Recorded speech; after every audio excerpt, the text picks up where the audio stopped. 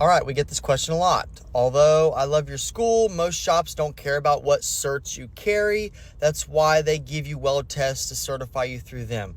Also, why they have background checks and previous job. They look up previous jobs or background checks or etc.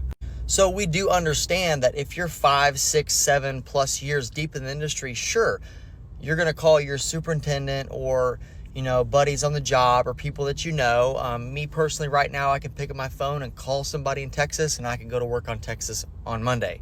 Now, as someone right out of high school who has no welding experience, no connections to the industry, and doesn't, have a lot of connections, but also doesn't know a lot of where the jobs are or things like that, having certifications and extra training helps you to get on the jobs your first couple of years, okay?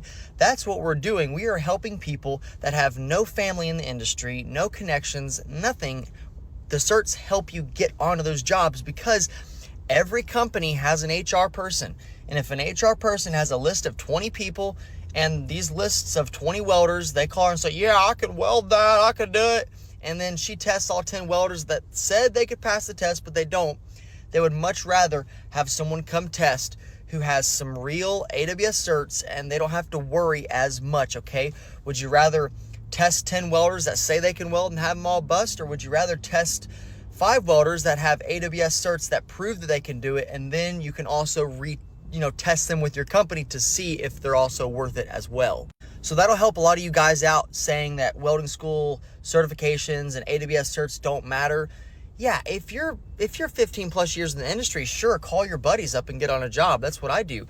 But when I was right out of welding school, my dad wasn't in the industry, my family wasn't in the industry. So these certs help you get your foot in the door, okay? That's how it works. You don't know nobody. You're calling Indeed, you're on road dog jobs, road techs, hot sheets, and you're calling these companies and you're sending them your resume and just as much stuff as you can send them to make yourself look better compared to the rest of people.